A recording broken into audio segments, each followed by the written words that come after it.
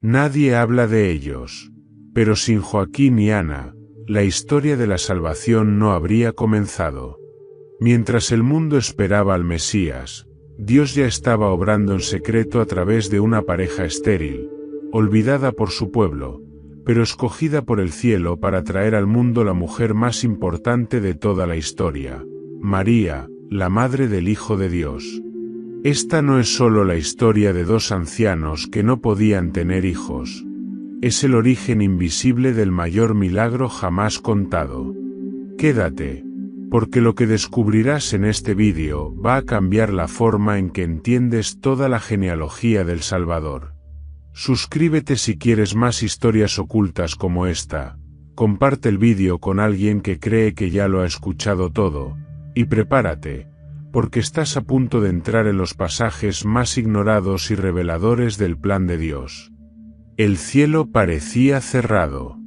No era que faltara la fe, ni que las escrituras hubiesen dejado de ser leídas, pero hacía siglos que no se escuchaba la voz de un profeta. Desde los días en que Malaquías proclamó la última advertencia del Altísimo, el pueblo de Israel había caminado bajo un cielo enmudecido. Era un silencio que pesaba más que el exilio, más que el dominio de Roma, más que las injusticias que se acumulaban día tras día bajo el yugo extranjero. La ley se enseñaba, las sinagogas se llenaban cada sábado, los levitas entonaban los salmos en el templo, pero algo faltaba. Faltaba fuego. Faltaba palabra viva. Faltaba la señal de que Dios aún caminaba entre su pueblo. En ese ambiente tenso y sagrado, donde cada esperanza parecía colgar de una cuerda desgastada, existía un rincón olvidado por los grandes escribas y sacerdotes. Un pueblo en las montañas de Judea, apartado de la pompa del templo, ajeno al bullicio del Sanedrín. Allí vivían Joaquín y Ana, una pareja anciana cuya justicia no dependía del aplauso de los hombres. Eran humildes, discretos, y si bien su linaje era noble, descendientes de la tribu de Judá, conectados con antiguas promesas, su vida se consumía sin ruidos, en medio de oraciones, labores sencillas y actos de misericordia. Pero incluso la vida más recta puede estar marcada por una ausencia. Ana, aunque piadosa, caminaba cada mañana con el dolor silencioso de no haber conocido el llanto de un hijo en su regazo. No había pañales colgados al sol, no había juguetes de madera en las esquinas, no había voces que rompieran el silencio con preguntas inocentes. Su hogar, aunque bendecido en otras áreas, cargaba el peso de una vergüenza profunda, la infertilidad. Y en aquellos tiempos, ser estéril era mucho más que un problema biológico. Era una marca, un juicio social, una señal, según creían muchos, de que Dios había cerrado su mano para siempre. Joaquín, por su parte, no dejaba de cumplir con sus deberes religiosos. Cada año subía a Jerusalén, llevando consigo los frutos de su trabajo, corderos, aceite, grano. Lo hacía no por rutina, sino con el anhelo de ser oído por el Eterno. Pero la última vez que ofreció su sacrificio, el corazón del anciano fue quebrado de una forma que no esperaba. Cuando presentó su ofrenda, el sacerdote Rubén, alto funcionario del templo, lo miró con desprecio y dijo en voz alta, delante de otros varones justos: «Tú no eres digno de presentar tus dones, porque Dios no te ha dado descendencia. Tu estirpe está cortada. ¿Por qué vienes a ofrecer si ni siquiera has sido bendecido con un hijo?» Aquellas palabras, aunque pronunciadas por un hombre, perforaron como dagas el alma de Joaquín. No respondió. No defendió su honor. No alzó la voz. Solo bajó la cabeza y retrocedió. Aquella noche no regresó con Ana. No volvió a casa. Se internó en las montañas del desierto, en un acto de soledad profunda que ningún vecino entendió. No era huida, era búsqueda. Joaquín necesitaba encontrar a Dios fuera de los muros del templo, fuera de las miradas que lo juzgaban. Se adentró por senderos polvorientos, durmió bajo la sombra de las peñas, y según se cuenta, durante 40 días no comió ni bebió, sino que se postró con el rostro en tierra, clamando al cielo con el alma rota. Mientras tanto, Ana también soportaba su propio calvario. Las mujeres del pueblo, al ver que su esposo no regresaba, comenzaron a murmurar. Algunas insinuaban que Dios la había maldecido por un pecado oculto. Otras, más crueles, sugerían que Joaquín la había abandonado por vergüenza. Pero Ana no respondió con ira. Subió a su huerto, donde un viejo laurel seco se erguía como testigo de sus lágrimas, y allí, con los ojos al cielo, pronunció una oración que no está escrita en ningún rollo sagrado, pero que el cielo jamás olvidó. Señor de los ejércitos, tú que abriste el vientre de Sara, de Rebeca y de Raquel, ¿por qué has cerrado el mío? Si he hallado gracia ante ti, dame aunque sea una criatura, y yo te la devolveré, toda su vida, como si fuese tuya desde el primer respiro. Su voz no resonó entre montañas, pero sí traspasó el firmamento.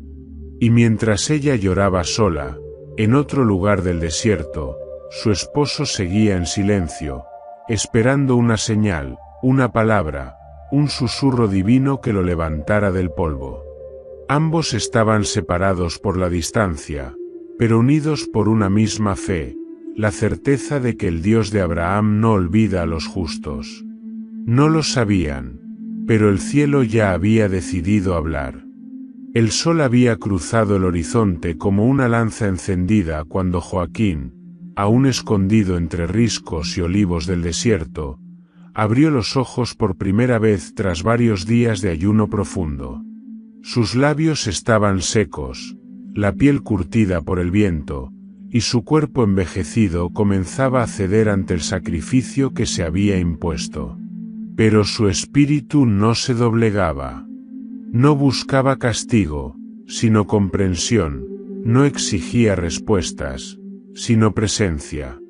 En cada grano de arena, en cada roca calcinada por el sol, Joaquín buscaba rastros del Dios que en otros tiempos hablaba desde zarzas y nubes, pero que ahora parecía guardar silencio. Mientras tanto, Ana descendía al pueblo para cumplir con lo cotidiano. Pero incluso las tareas más simples se habían convertido en senderos de espinas. Las miradas se clavaban en ella como cuchillas. Los susurros parecían perseguirla a cada paso. En el mercado, las mujeres hablaban entre dientes y luego callaban al verla acercarse. Las más piadosas fingían orar por ella, mientras las más rencorosas la señalaban como mujer maldita. Nadie se atrevía a decirlo de frente, pero todos lo pensaban. Algo habrá hecho esta mujer para que Dios cierre su vientre. El día más doloroso llegó durante la celebración del Rosh Hashaná, el Año Nuevo Hebreo. Era costumbre que las mujeres se reunieran en la entrada del pueblo para alabar juntas al Altísimo por la misericordia del año que terminaba y la esperanza del que comenzaba. Una de las líderes, conocida por su lengua afilada, se acercó a Ana con una sonrisa forzada. «¿Qué haces aquí, hija de Israel?», le dijo. «Vienes a agradecer sin tener fruto. Tu esposo te ha dejado, no tienes hijo, y aún así hablas con el Eterno como si él te escuchara». Ana, de pie entre un corro de mujeres fértiles y arrogantes, sintió que la tierra podía partirse en dos y tragarla. Pero no huyó. No respondió con insultos. No maldijo. Solo volvió al jardín de su casa, aquel rincón escondido donde crecía un laurel seco y quebrado, sin hojas, sin sombra, sin perfume. Ana se arrodilló a los pies del tronco áspero y levantó los brazos al cielo con una fuerza que brotó de sus entrañas más profundas. Su oración fue un grito del alma, una súplica tan intensa que la misma creación pareció inclinarse para escucharla. Dios de Israel, si no me ves, escúchame.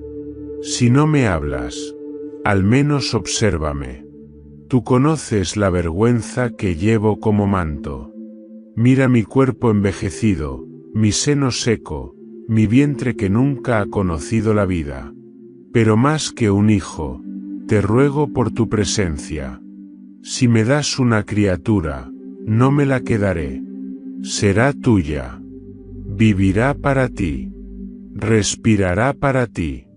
Se postrará ante ti todos sus días. Yo solo quiero verte moverse una vez más entre tu pueblo. Fue entonces cuando el viento cambió. El aire, caliente y denso hasta ese momento, se tornó suave. Las hojas del laurel, antes secas y frágiles, comenzaron a temblar. Y allí, entre la luz dorada de la tarde y el silencio de la higuera, apareció un resplandor. No era fuego ni humo. Era claridad pura. Un ángel descendió, no con alas abiertas, sino envuelto en una túnica que brillaba como el amanecer. Ana no gritó, no huyó, no cayó, solo se cubrió el rostro, temblando. Mujer de Dios, dijo la figura celestial, el Señor ha escuchado tu clamor. Tu humillación ha llegado hasta su trono. Concebirás una hija, y su nombre será conocido en todas las generaciones. En ella no habrá mancha. En ella se manifestará una nueva etapa del pacto. No temas, porque el Altísimo ha puesto su mirada sobre tu casa. Y en ese mismo instante, en las entrañas más recónditas del desierto, donde Joaquín yacía postrado sobre la piedra, otro ángel apareció. No era el mismo mensajero, pero traía las mismas palabras. Joaquín, siervo del Altísimo, levántate. Tu oración ha sido escuchada. Tu esposa, Ana, ya ha concebido en su vientre. Regresa, porque tu casa será conocida por los siglos como la raíz de una nueva promesa. La historia cambiará desde tu linaje, y tu nombre será recordado donde la fe florezca. Las lágrimas de Joaquín brotaron como manantial en tierra reseca. Se levantó sin dudar, con una fuerza que no le era propia, y comenzó a caminar con pasos seguros hacia el hogar que había dejado por vergüenza, pero que ahora el cielo había señalado como elegido. En la distancia, mientras el sol descendía sobre las colinas de Judea, dos caminos comenzaron a acercarse. El de un hombre restaurado por la esperanza, y el de una mujer que había sido visitada por la gracia. Y así, sin que el mundo lo notara, una historia nueva empezaba a latir bajo el corazón de una mujer que ya había sido dada por estéril. Las puertas del amanecer se abrieron con un resplandor inusual sobre las montañas de Judea. El aire estaba impregnado de una paz que no se explicaba por el clima ni por la hora, sino por una presencia invisible que parecía envolverlo todo. Joaquín, con la barba cubierta de polvo y los pies heridos por la travesía del desierto, avanzaba hacia su hogar con el corazón latiendo como un tambor sagrado. No llevaba consigo riquezas, ni respuesta humana alguna. Pero en su interior, un mensaje divino ardía con más fuerza que el fuego del altar. Ana estaba encinta, y no por azar, sino por elección celestial. Mientras tanto, Ana se levantó ese día distinta. El cansancio de los años, el dolor de los reproches, la pesadez de la espera, todo se había disipado como niebla. Aún no podía explicarlo con palabras, pero algo dentro de ella había cambiado. Su cuerpo, Antes estéril como el laurel seco, ahora vibraba con una vida nueva. No sintió náuseas ni dolores. Lo que percibió fue un estremecimiento silencioso, como si el alma misma hubiera sido tocada. Y allí, de pie en el umbral de su jardín, miró hacia la lejanía con los ojos entrecerrados, como si esperara que el polvo del camino trajera de vuelta a su esposo. No sabía cuánto tiempo había pasado desde que lo vio partir, pero su fe tejía una certeza silenciosa: Joaquín regresaría transformado. Y no se equivocaba. Cuando la figura del anciano apareció a lo lejos, encorvado por los días de ayuno pero con el rostro iluminado, Ana corrió hacia él con pasos que desafiaban su edad. No hubo palabras al principio, solo un abrazo que selló la brecha que el dolor había abierto. Joaquín, con voz quebrada, apenas susurró: «El Eterno ha respondido». Ana, temblando, le respondió sin que se lo pidieran: «Ya está en mí». No sabían cómo se había cumplido el misterio. No conocían aún la magnitud de lo que llevaban entre manos. Pero sabían que la vida les había sido concedida por un designio superior, no por voluntad humana. En los días que siguieron, no celebraron con banquetes, ni anunciaron la noticia a todo el pueblo. Guardaron silencio. Un silencio reverente. Porque entendieron que no se trataba solo de un hijo esperado, sino de un plan que nacía desde la eternidad misma. Las noches comenzaron a ser distintas.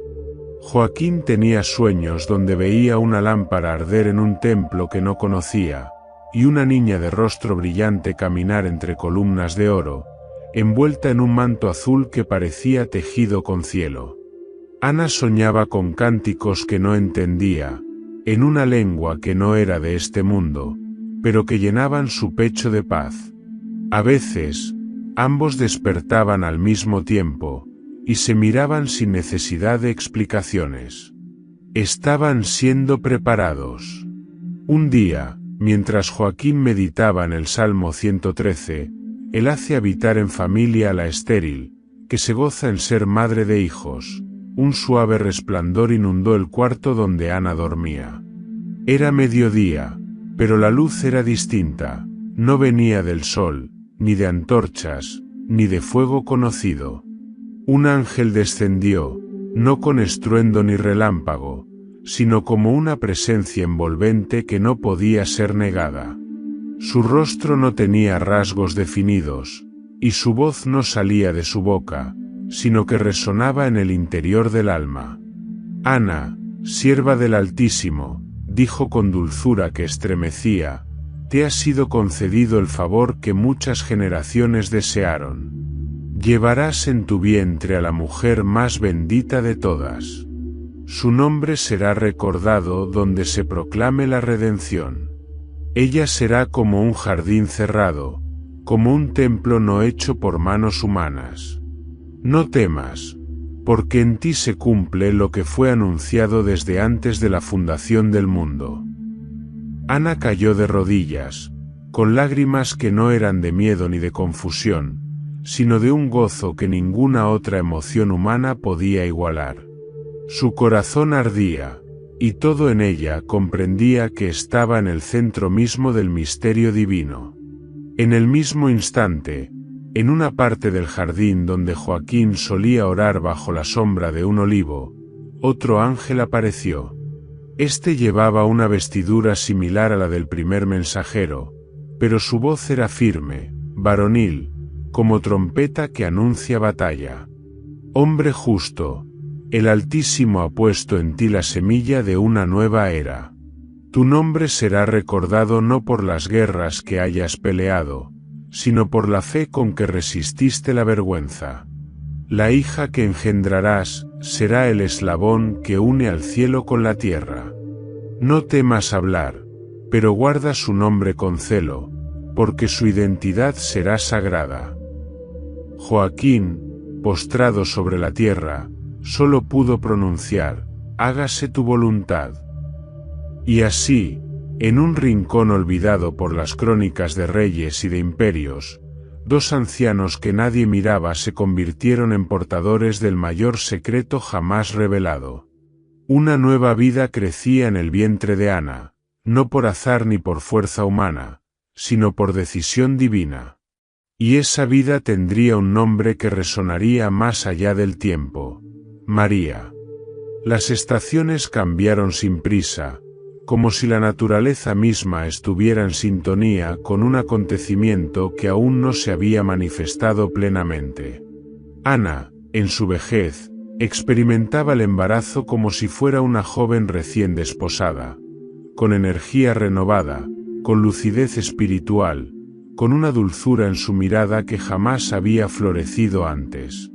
Cada mañana, al posar sus manos sobre su vientre, murmuraba salmos con voz temblorosa, convencida de que no solo llevaba una hija en su interior, sino un propósito eterno, un designio que escapaba a la comprensión humana. Joaquín, por su parte, se convirtió en centinela del silencio. No era hombre de muchas palabras, pero desde aquel encuentro con el ángel, dedicaba largas horas a escribir en pequeños tablones de cedro las oraciones que se le venían al alma. Su taller se volvió un santuario, y cada herramienta, un instrumento de gratitud. Había comprendido que no era un simple padre, sino un testigo de una obra divina que apenas comenzaba a revelarse. A veces salía al campo y observaba las estrellas, como si buscara señales en la misma bóveda que Abraham contempló siglos atrás. Sabía, sin duda alguna, que el nacimiento de su hija marcaría un antes y un después. Y llegó el día. No fue en la noche ni durante una gran festividad. Fue en una mañana sencilla, cuando el canto de los pájaros anunciaba la luz y el viento rozaba las ramas del laurel seco, que ahora milagrosamente reverdecía. Ana sintió que la hora había llegado. No hubo parteras, ni vecinos, ni sacerdotes.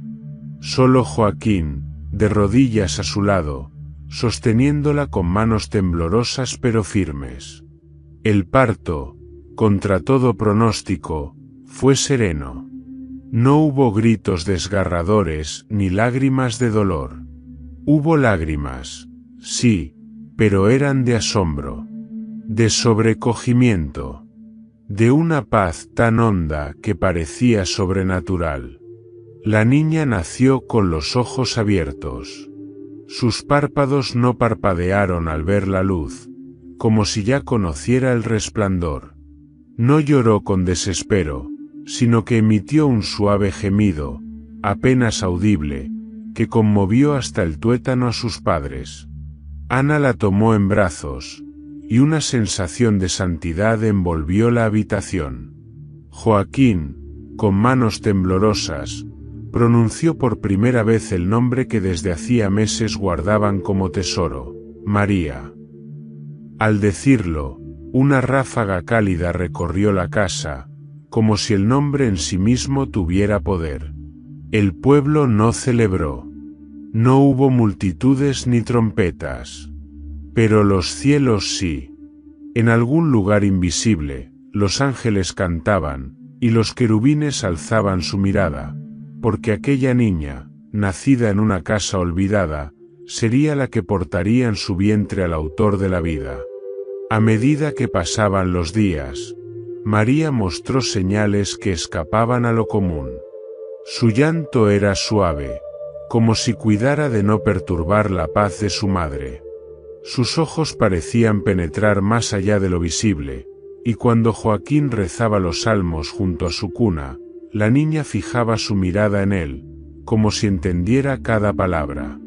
Ana notó que los animales del jardín, las palomas, los corderos, incluso los gatos, se acercaban a la ventana cuando ella estaba con la bebé. Era como si una atmósfera de pureza los atrajera, como si una armonía profunda surgiera desde la respiración misma de la niña. No pasó mucho tiempo antes de que los rumores comenzaran a circular. Algunos decían que Ana había tenido una visión, que su hija no era normal, que algo divino había descendido sobre aquella casa. Otros, los más escépticos, hablaban de fábulas de ancianos desesperados, de invenciones para esconder una historia vergonzosa. Pero ni Joaquín ni Ana se defendieron. No necesitaban convencer a nadie. Solo sabían que lo que vivían era real. No era un milagro aislado. Era parte de una historia, escrita mucho antes de que sus propios nombres existieran. Cuando la niña cumplió su primer año, Ana le confeccionó una pequeña túnica blanca, tejida a mano con hilos de lino puro. Joaquín talló una cuna con inscripciones de los salmos. Todo lo que hacían lo hacían en silencio, en adoración, como si prepararan un vaso sagrado para una misión que ni ellos mismos alcanzaban a imaginar. Y entonces, una noche, Joaquín soñó con una montaña alta donde un templo majestuoso se alzaba hasta tocar el cielo. En ese templo, vio a su hija caminar descalza por un pasillo lleno de luz, rodeada de lámparas que no necesitaban aceite, y una voz, suave como el agua, firme como el trueno, decía: «Este es el tabernáculo verdadero, y en él morará la presencia». Despertó sobresaltado, y supo en lo más profundo que su hija no les pertenecía. Había llegado el momento de prepararla para el siguiente paso. Pasaron los años con la delicadeza de un atardecer que se extiende sin prisa. María, aún pequeña, se convirtió en el gozo silencioso del hogar. No era una niña común. Sus palabras eran escasas pero llenas de intención, su mirada serena parecía leer lo invisible, y su comportamiento irradiaba una pureza que desarmaba incluso a los más ásperos. Joaquín y Ana la observaban como quien custodia una llama encendida por Dios mismo, y en su corazón maduraba la certeza de que habían sido elegidos para custodiar un secreto que superaba sus propias vidas. Cuando cumplió 3 años, Ana recordó el voto que había hecho bajo laurel seco, dedicar la vida de su hija completamente al servicio de Dios. No fue una decisión fácil. Las entrañas maternas se resistían, pero la obediencia pesaba más que el apego.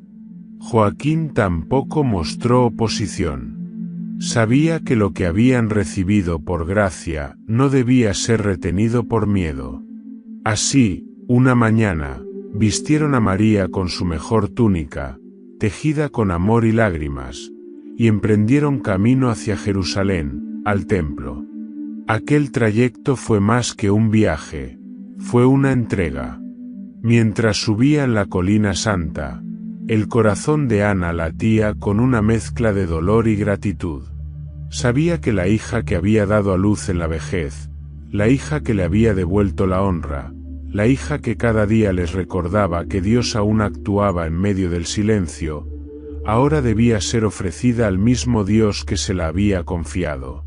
Cuando llegaron a los patios exteriores, las trompetas de los sacerdotes resonaban con fuerza, y los peregrinos se agolpaban para entrar. Pero para Joaquín y Ana, todo se desvanecía frente a una sola imagen, la de María subiendo sola los escalones del templo, sin dudar, sin mirar atrás, como si conociera cada rincón del santuario antes de haberlo pisado. Fue recibida por Zacarías, uno de los sacerdotes mayores, quien al verla, quedó paralizado. No entendía por qué, pero en el momento en que sus ojos se posaron sobre la niña, una paz profunda lo envolvió. Algo en él le decía que esa criatura estaba marcada por una presencia que no provenía de carne ni de linaje humano, sino de lo alto. Sin saber por qué, ordenó que no se le diera un lugar común entre las otras doncellas, sino que fuese criada en la sección más próxima al lugar santo, donde solo los varones del linaje sacerdotal podían acercarse. Y así, María fue criada entre los muros del templo, bajo la luz constante de las lámparas doradas y el eco sagrado de los cánticos levíticos. Día tras día, se levantaba con la primera oración del alba, lavaba sus manos con disciplina, y se postraba ante la presencia invisible con una devoción que conmovía incluso a los ancianos.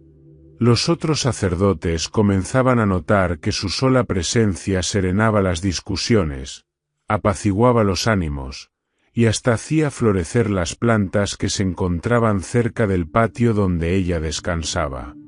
Algunos comenzaron a contar cosas extrañas. Decían que cuando María caminaba entre los pasillos de piedra, los pájaros del atrio dejaban de volar y se posaban cerca de ella. Que durante los días de granizo, su celda permanecía tibia como en primavera. Que las viudas que servían en el templo sentían consuelo al simplemente mirarla. No eran milagros ruidosos, ni portentos que deslumbraran a las masas. Eran pequeñas rupturas en el velo del mundo, brechas diminutas por donde la luz eterna se filtraba. Zacarías, aunque no lo decía en voz alta, comenzó a registrar en secreto cada una de estas observaciones. No porque dudara, sino porque intuía que, un día, alguien preguntaría sobre el origen de la joven que cambiaría el destino de Israel. Y él quería poder decir: yo la vi crecer. Yo fui testigo del comienzo. Pero no todos estaban cómodos con ella. Había quienes murmuraban. Algunos decían que era peligrosa, que los signos que la seguían eran señales de desorden. Otros, con más temor que fe, temían que estuvieran ante una impostora disfrazada de piedad. Pero María nunca respondió. No discutía. No se defendía. Solo oraba. Solo servía. Solo amaba. En una ocasión, durante la festividad de Sukkot, un niño se perdió entre los miles de peregrinos que subían al templo. El llanto de su madre resonaba como eco entre las columnas. María, que limpiaba las lámparas junto a la puerta Nicanor, se detuvo de pronto, cerró los ojos, y tomó la mano de una anciana que pasaba por allí. La llevó en silencio por un corredor estrecho hasta llegar a una esquina detrás del altar de los holocaustos. Allí, entre dos columnas, el niño dormía. Cuando la madre lo abrazó y levantó la mirada para agradecerle, María ya había desaparecido entre la multitud. Ese era su modo de actuar, sin ostentación, sin deseo de reconocimiento. Parecía comprender desde muy niña que no había sido traída al mundo para ser admirada, sino para ser instrumento. Un instrumento puro, preparado, consagrado. Y aunque nadie aún lo comprendía, los cielos ya lo sabían. La niña que crecía entre incienso y alabanzas era el tabernáculo viviente, el santuario móvil, el vientre destinado a hospedar al mismo Verbo eterno. En las primeras luces del invierno, cuando el incienso aún flotaba entre los muros del templo y las palomas comenzaban a agitar sus alas en el atrio, un anciano se abrió paso entre la muchedumbre de peregrinos. Sus pasos eran lentos, pero su espíritu encendido. Se llamaba Simeón, y desde hacía décadas aguardaba una promesa que no venía de los hombres, sino de lo alto. El Espíritu le había revelado que no vería la muerte sin antes contemplar al ungido del Señor, el esperado de Israel. Cada día acudía al templo, escudriñando rostros, observando miradas, buscando en el silencio la señal que encendiera su esperanza. Ese día, sin saber por qué, sus pasos lo llevaron al patio de las doncellas. Allí, cerca de un olivo plantado en un rincón discreto, una joven de rostro sereno y túnica azul acariciaba la cabeza de un corderito que se había extraviado del rebaño. No hablaba, no cantaba. Solo estaba allí, como una presencia viva de paz. Simeón sintió que su corazón latía con una fuerza que no le era propia. Sus ojos lloraron sin comprender y su alma tembló. No era el Mesías el que estaba ante él, pero era el umbral. Era la puerta. Era el vaso que lo contendría. Se acercó con reverencia y habló en voz baja, como quien no quiere romper el silencio sagrado. Tú eres como el arca que guardaba el maná. Tú serás herida, niña, pero no destruida. Una espada traspasará tu alma, y aún así, tu luz no se apagará. María alzó la mirada, y sus ojos, profundos como pozos de agua viva, lo miraron con compasión. No preguntó nada. No buscó explicación. Solo asintió en silencio, como si supiera que aquellas palabras habían sido escritas antes de que ella naciera. Desde aquel día, Simeón comenzó a visitarla de forma discreta. No como maestro, ni como tutor, sino como testigo. Cada vez que la veía, renovaba su esperanza. Cada vez que oía su voz recitar un salmo, sentía que su vejez se llenaba de juventud. Pero también percibía una sombra en el horizonte. Sabía que aquella niña no había sido preservada solo para contemplar belleza, sino para soportar un destino desgarrador. El Mesías vendría, y ella estaría en el centro del drama. Mientras tanto, la fama de María comenzaba a esparcirse con fuerza. No por milagros espectaculares ni por proclamaciones públicas, sino por una pureza que desarmaba incluso al más endurecido. Los sacerdotes comenzaron a llamarla la sin mancha, no en tono teológico, sino como una constatación cotidiana. Ninguno la había visto en ira, en murmuración o en vanidad. Su alma era como un espejo limpio que reflejaba sin deformar. Un día, una sequía amenazó a toda Judea. Las fuentes se secaban, y los campos comenzaban a agrietarse. Se convocó un día de ayuno y oración en el templo. Cientos de israelitas se postraron de rodillas, implorando al Creador por lluvia. Los sacerdotes recitaron letanías, ofrecieron sacrificios, elevaron cánticos. Pero las nubes no se movían. El cielo permanecía de bronce. Fue entonces cuando un anciano propuso, llamemos a María. Que ella ore. Tal vez Dios escuche su voz. Algunos se opusieron, diciendo que era mujer y joven. Pero Zacarías intervino, afirmando, lo que hay en ella no se mide por edad ni por género. Lo que hay en ella es obediencia pura. Y así, ante los ojos de todos, María fue llevada al patio del altar. No pidió palabras elocuentes, ni se arrodilló con aspavientos.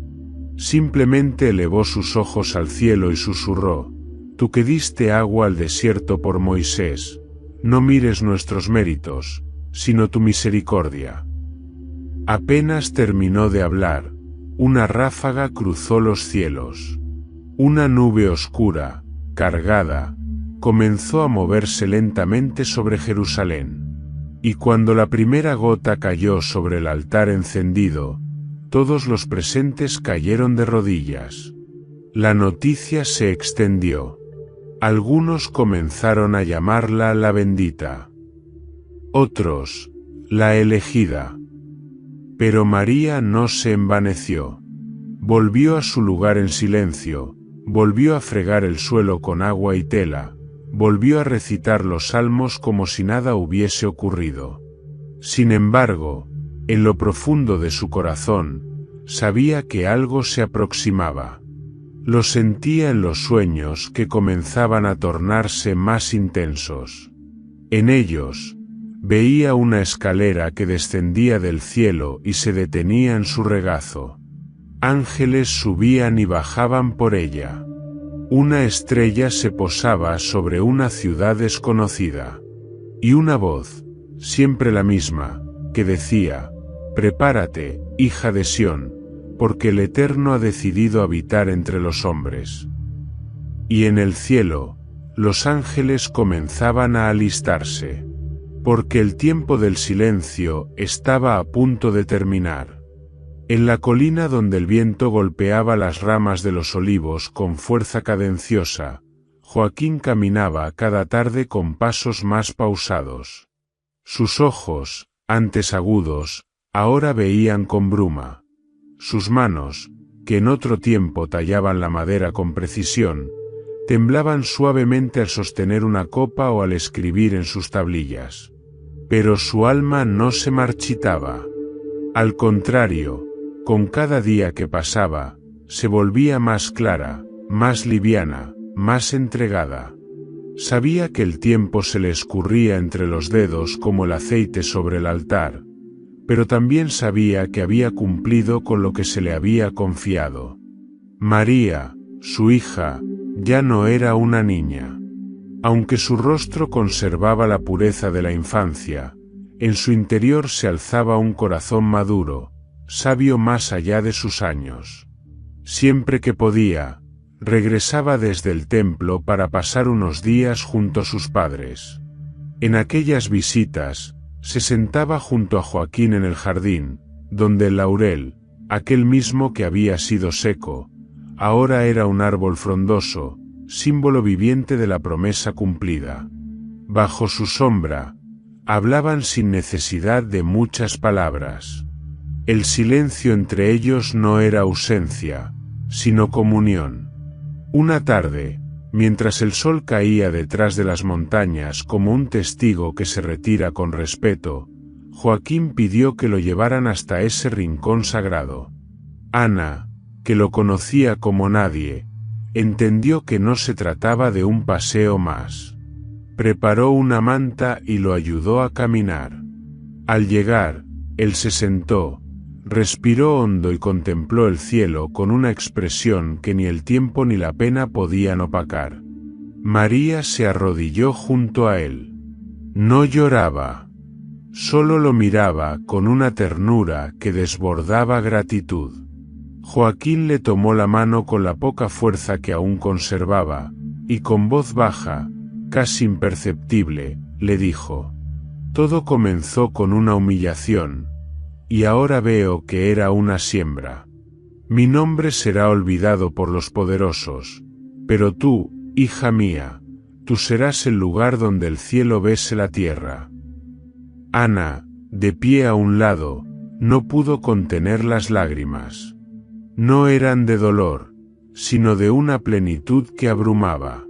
Sabía que las palabras de Joaquín no eran solo proféticas, eran el testamento de un hombre que había amado a Dios sin condiciones, aun cuando parecía que el Altísimo guardaba silencio. Al caer la noche, Joaquín pidió que lo dejaran solo con María por unos momentos. No se dijeron mucho más. Solo permanecieron en silencio. María tomó su mano, la acarició con los dedos que un día bordarían el manto de su hijo, y recitó en voz baja un pasaje del profeta Isaías que él mismo le había enseñado cuando niña. Los que esperan a Yahvé renovarán sus fuerzas, levantarán alas como las águilas.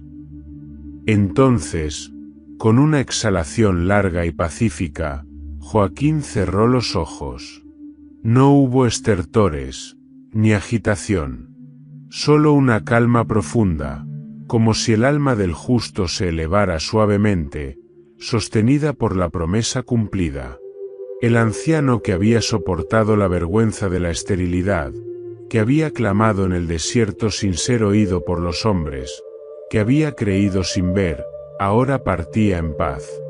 La noche se hizo espesa, pero en la casa no hubo desesperación. Ana lo veló en oración, sentada a su lado. María permaneció de pie, en silencio, sin derrumbarse, sabiendo que el siervo había sido recibido por su Señor. El entierro fue sencillo. No se levantaron monumentos, no hubo discursos. Algunos vecinos acudieron por respeto, sin comprender la magnitud del alma que había partido. Pero Zacarías viajó desde Jerusalén para presentar sus respetos. Al llegar, miró a Ana y le dijo: «Bienaventurado es el que muere después de haber visto la fidelidad de Dios con sus propios ojos». Esa noche, mientras las estrellas titilaban como candelas sobre la bóveda del cielo, Ana tomó la tablilla que Joaquín usaba para escribir sus oraciones y la sostuvo sobre el regazo. No sabía leer del todo, pero sus dedos recorrían cada surco, cada letra, como quien toca los bordes de un secreto sagrado. En una de ellas, la última, se leía con letra temblorosa: «No pedí gloria, ni legado. Solo pedí ver la mano de Dios en medio del polvo, y la vi en los ojos de mi hija». Ana cerró los ojos y suspiró. El luto era real, pero no amargo. Era sereno, profundo, como quien ha perdido una parte de sí, pero ha ganado una certeza indestructible.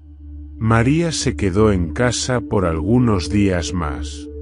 Regó las plantas, cuidó del laurel, ayudó a su madre en las tareas. Pero en el fondo de su alma, algo comenzaba a inquietarla. Como un río subterráneo, una corriente espiritual comenzaba a moverse con más fuerza. No lo sabía aún, pero la elección divina pronto tocaría su puerta.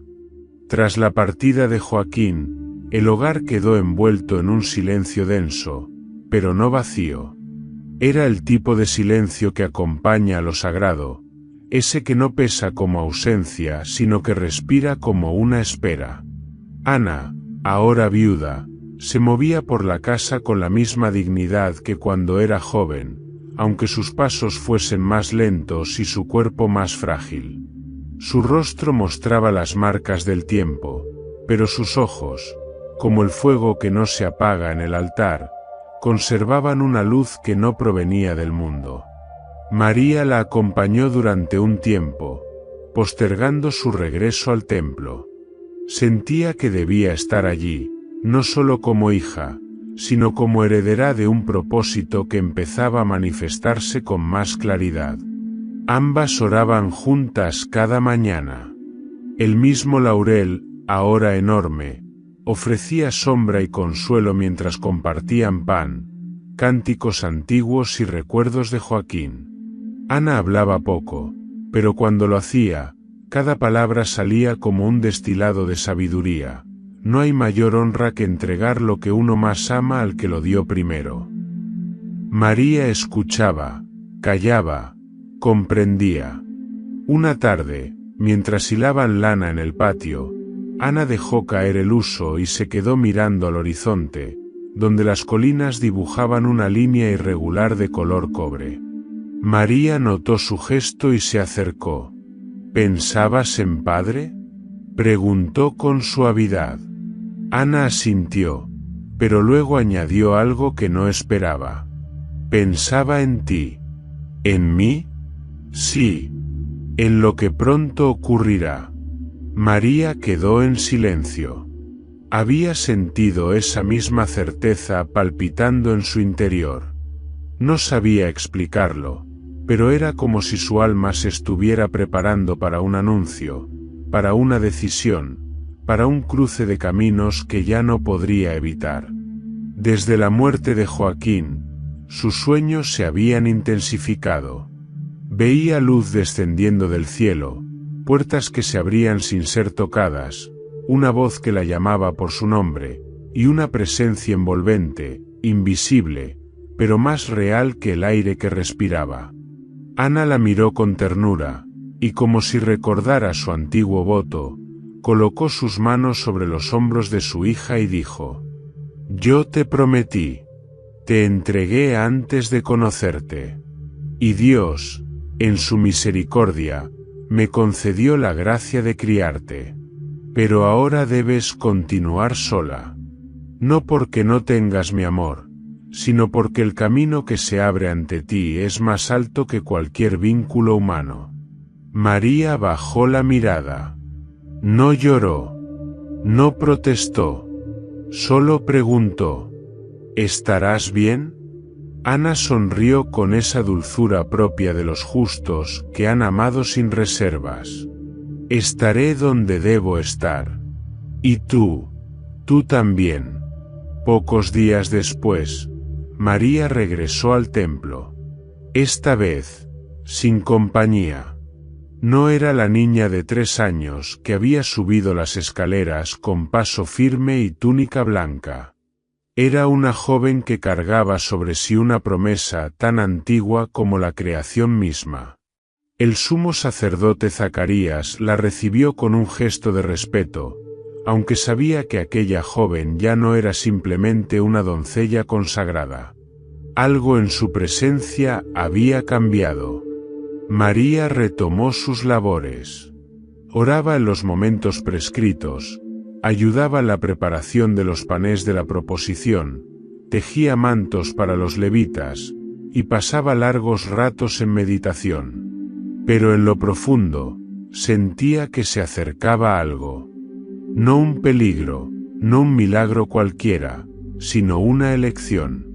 Los sacerdotes sabían que pronto debía decidir su futuro. Ninguna mujer podía permanecer toda la vida en el templo sin tomar esposo o regresar a su familia. Pero María había hecho voto de virginidad ante Dios, y no lo había hecho por impulso juvenil, sino por una convicción profunda. Ella había comprendido que su cuerpo no le pertenecía, que había sido apartado, sellado, que en sus entrañas algún día no crecería solo vida, sino presencia. Los ancianos debatieron en secreto qué debía hacerse. No podían obligarla a casarse como cualquier doncella. Y sin embargo, tampoco podían dejarla en el templo como si fuese una excepción sin explicación. Fue entonces cuando se invocó una antigua tradición. Escogerían a un hombre justo, viudo, mayor, que pudiese convertirse en su protector, no como esposo en el sentido pleno, sino como custodio de su pureza y su honra. Alguien que aceptara esa misión sin pretensión ni deseo. Convocaron a los hombres justos del pueblo. Entre ellos, José, un carpintero noble, descendiente de David, callado y trabajador. Él no fue el primero en ofrecerse, pero su nombre fue inscrito. Y cuando las varas de todos fueron depositadas ante el altar, fue la de José la que floreció con almendros, como en los días de Aarón. María no mostró sorpresa. Aceptó con humildad. José, por su parte, aunque sorprendido, no cuestionó. Comprendió que se le estaba confiando un secreto que no debía comprender del todo, sino custodiar con la vida. Fue llevado al templo, donde Zacarías le explicó la naturaleza del pacto. No sería un matrimonio común. Sería una custodia sagrada. José aceptó. Así, María fue confiada a él. Y aunque ambos regresaron al pueblo, cada uno sabía que la vida que conocían hasta entonces se había terminado. Porque cuando el cielo elige, no hay retorno. Nazaret no era un lugar de prodigios. Era un pueblo pequeño, tosco, sin esplendor, habitado por artesanos, campesinos y pastores. Ninguna profecía mencionaba sus colinas polvorientas, ni sus calles empedradas. Nadie creía que del vientre de aquella aldea olvidada pudiese nacer algo glorioso. Y sin embargo, era allí donde el Eterno había decidido esconder a la elegida, no entre columnas de mármol, sino entre tablones de madera, no rodeada de sabios, sino bajo el humilde techo de un carpintero silencioso. María caminaba cada mañana al pozo como cualquier otra joven del lugar. Lavaba la ropa, amasaba pan, recogía hierbas del campo. Pero en cada uno de sus actos había una profundidad que los vecinos no podían explicar. Su voz era suave, pero firme. Su rostro, sereno, parecía contener en sí el eco de una historia más antigua que las piedras que pisaba.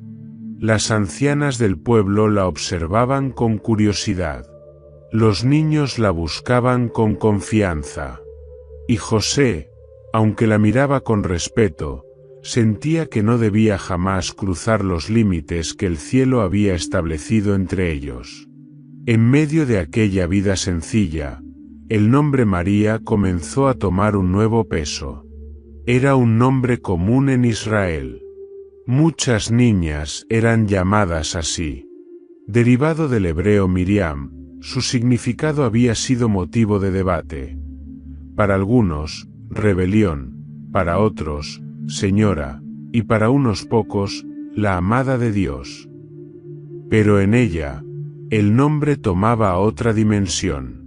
Cada vez que alguien lo pronunciaba, parecía que el aire mismo se detenía, como si la tierra recordara que de esa mujer saldría una revolución silenciosa que trastornaría imperios y corazones. El eco de las Escrituras comenzaba a encontrar su cumplimiento en su sola existencia. Isaías había hablado de una virgen que concebiría. Miqueas había anunciado que de una mujer anónima saldría el que pastorearía a Israel. Incluso Génesis, en su promesa antigua, había dicho que de la mujer nacería quien aplastaría la cabeza de la serpiente. Y aunque los sabios debatían estos textos en los portales del templo, la respuesta ya respiraba, ya tejía, ya esperaba, en Nazaret. María, por su parte, no se veía a sí misma como cumplimiento de nada. Su alma vivía en un estado de atención constante, como quien está preparada para escuchar una voz que aún no ha hablado.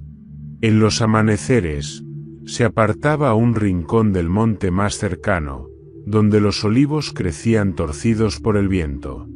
Allí oraba, no con muchas palabras, sino con el corazón en alto, como una lámpara encendida que no sabía cuándo el esposo vendría.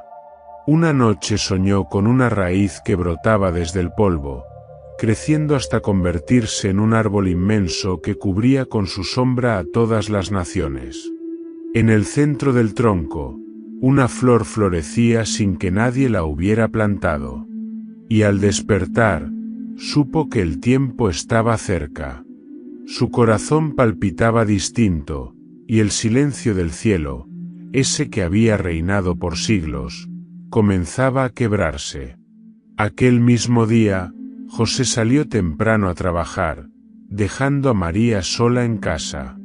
Era una mañana clara, sin nubes, sin presagios. Pero mientras barría el umbral, una luz distinta comenzó a cubrir la habitación. No era del sol, no era fuego, era algo que no pertenecía a este mundo. Una presencia la envolvió, y antes de que pudiera moverse, una figura se presentó ante ella. No tenía alas, ni rostro humano del todo, pero tampoco causaba terror. Era claridad viva. Entonces lo escuchó. María, llena eres de gracia. El Señor está contigo. Ella se sobresaltó, no por miedo, sino por la profundidad de esas palabras. Se sintió observada desde dentro, conocida hasta los rincones más ocultos de su alma.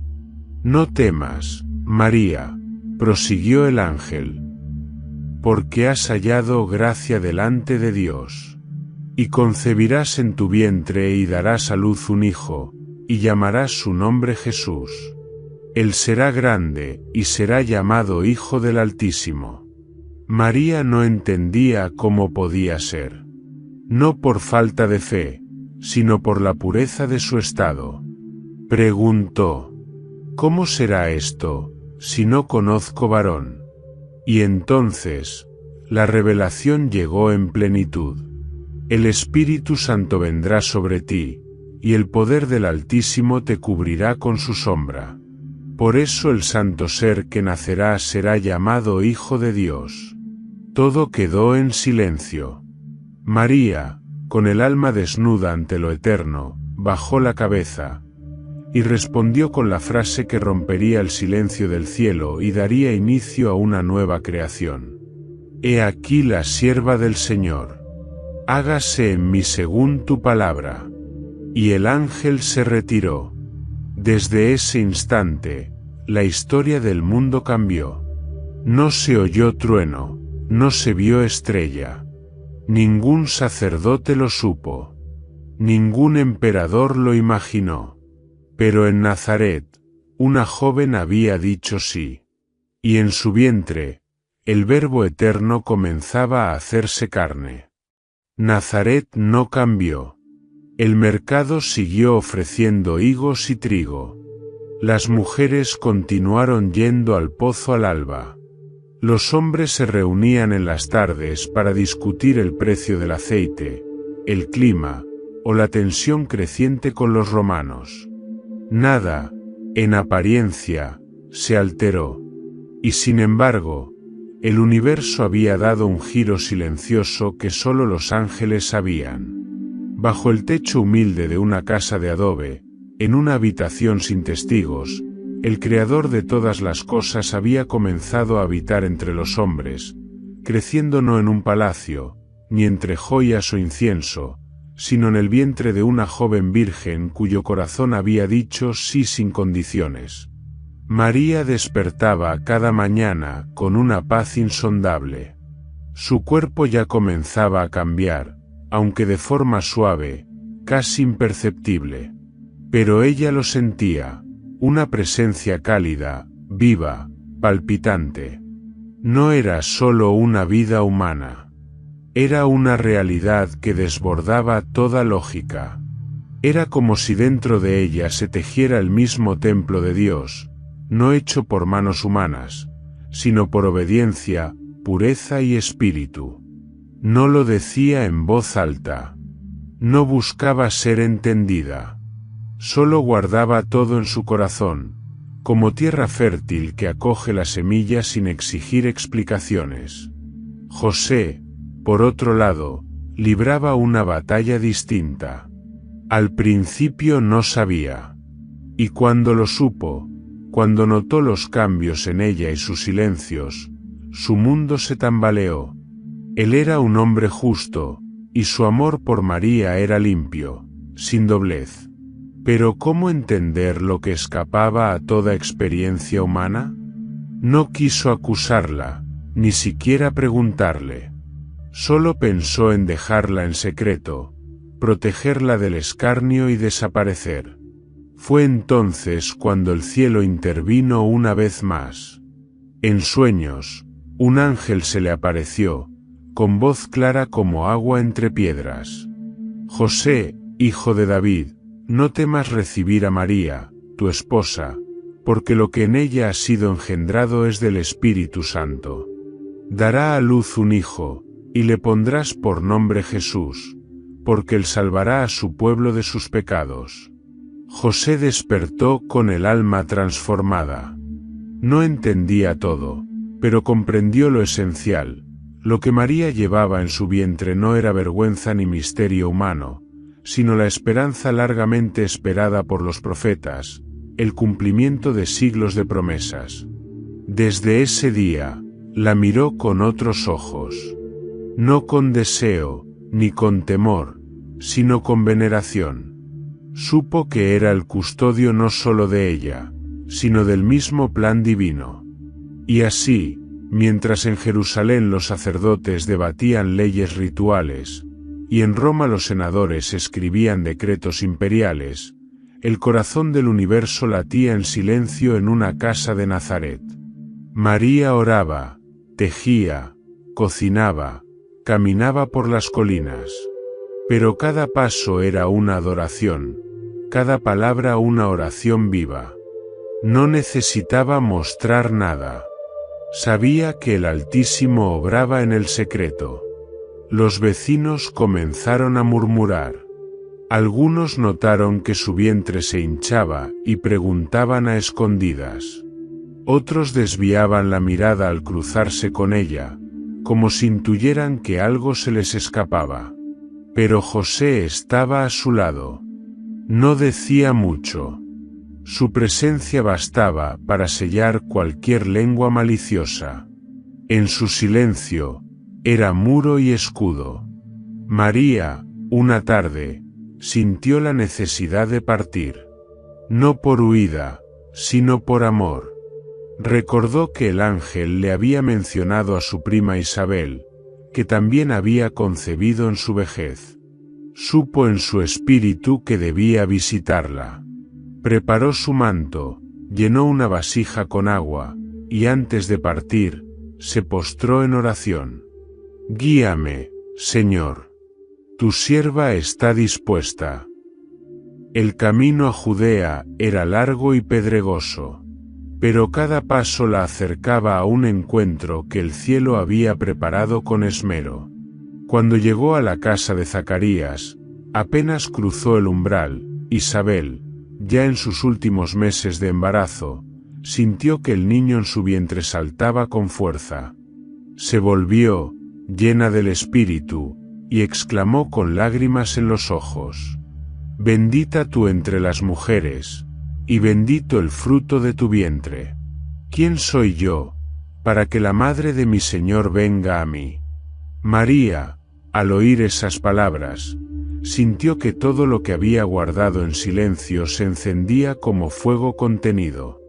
Y allí, en la sala de esa casa, pronunció un cántico que ningún poeta podría igualar. Engrandece mi alma al Señor, y mi espíritu se regocija en Dios mi Salvador. Las palabras fluyeron como manantial, brotando desde las entrañas de una mujer que portaba en sí el misterio del cielo. No hablaba como teóloga, ni como profetisa oficial. Hablaba como hija, como madre, como sierva. Su voz unía generaciones, convocaba a los humildes, derribaba a los poderosos con un susurro. Era el cántico de una nueva creación. María permaneció 3 meses con Isabel, sirviéndola, escuchándola, aprendiendo los ritmos del embarazo. En las noches hablaban de sueños, de revelaciones, de la extraña dulzura de llevar dentro de sí una historia que no era propia, sino divina. Isabel veía en María la juventud del cielo. María veía en Isabel la fidelidad de Dios con los suyos, aún en la vejez.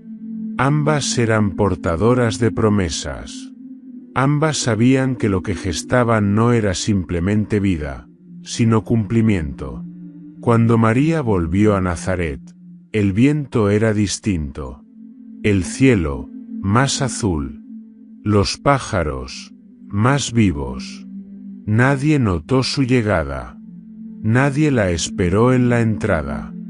Pero el cielo sí, porque en su vientre, la palabra eterna seguía creciendo. Y cada latido era un anuncio silencioso, la esperanza de Israel ya estaba entre ellos.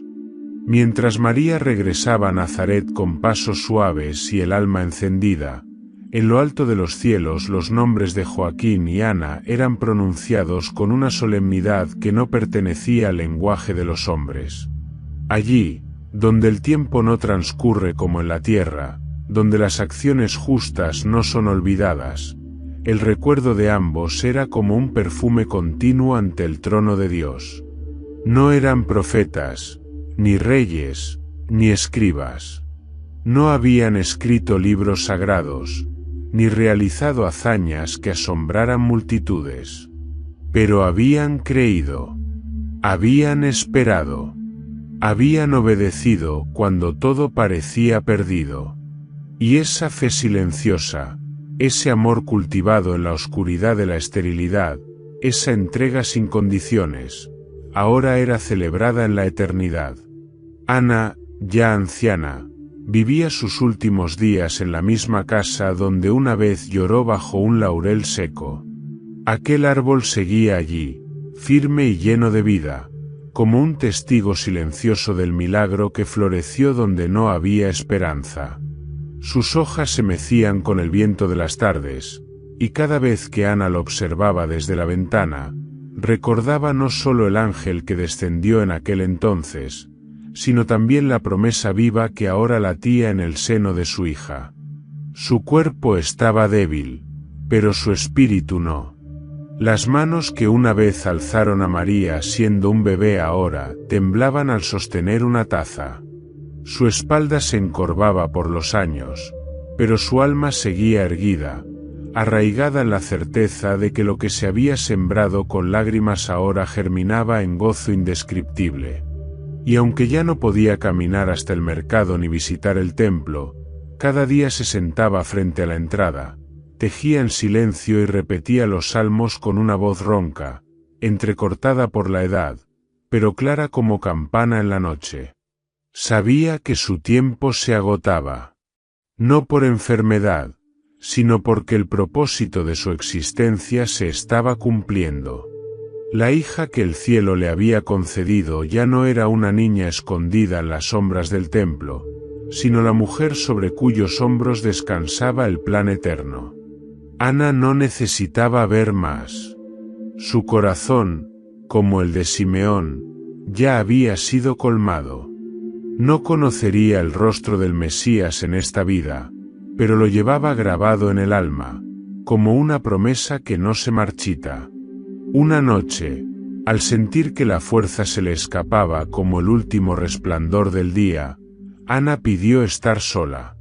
Se cubrió con su manto, se recostó sobre su lecho, y con los ojos abiertos al techo de barro, comenzó a hablar. No a los hombres, sino a Dios. No con temor, sino con gratitud. Señor, tú que me viste llorar, tú que me oíste cuando nadie más lo hizo, gracias. No me diste muchos años con ella, pero me diste el honor de saber que será tuya para siempre. Te la entregué antes de nacer, y tú la has llevado más allá de lo que podía imaginar. Su voz fue apagándose, y antes de que el alba tocara las colinas, Ana exhaló suavemente, como quien termina un canto y lo deja flotar en el aire. No hubo lamentos en la casa, solo un silencio dulce, como si el cielo mismo hubiese descendido para llevarse el alma de una sierva fiel.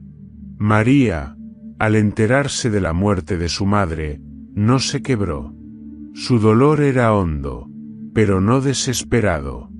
En su oración esa noche, solo dijo: ella sembró lo que ahora florece en mí. Y así fue como Joaquín y Ana, que vivieron sin buscar gloria, murieron sin ruido, pero fueron recibidos en la eternidad como héroes del plan de redención. Porque la historia del Hijo de Dios en la tierra comenzó no con ejércitos, ni con portentos, ni con decretos celestiales, sino con un hombre y una mujer que creyeron a pesar de la espera, que amaron sin esperar reconocimiento, y que entregaron sin aferrarse. Los libros sagrados no conservan mucho sobre ellos. Pero en el cielo, sus nombres están escritos con letras de luz, y cada generación que pronuncia el nombre de María, la Madre del Salvador, sin saberlo, honra también a aquellos que la trajeron al mundo. Y en cada niño que nace en fe, en cada mujer que cree sin ver, en cada hombre que ora en silencio sin respuesta aparente, el espíritu de Joaquín y Ana sigue viviendo, como un eco suave de esa verdad que el mundo aún no ha terminado de entender. Que lo pequeño, cuando es ofrecido a Dios, se vuelve eterno. Los días que siguieron a la partida de Ana fueron distintos. No porque el sol dejara de salir o porque la tierra se negara a florecer, sino porque algo en lo invisible se había sellado. María caminaba ahora con una madurez que no podía ocultarse. En su rostro ya no había solo ternura, sino determinación. No era la joven del templo que tejía mantos en los patios de Jerusalén. Era la portadora del misterio eterno. Cada paso suyo estaba guiado por una fuerza interior que no venía de ella, pero que se había hecho una con su alma.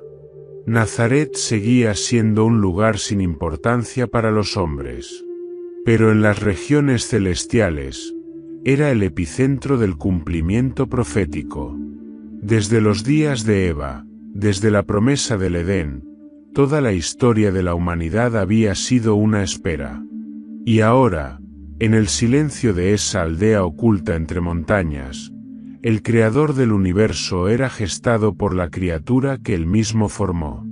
María hablaba poco, pero su presencia era suficiente para llenar una estancia de paz. José, por su parte, continuaba trabajando en su taller con la paciencia de los que entienden que la obediencia es su mayor acto de amor.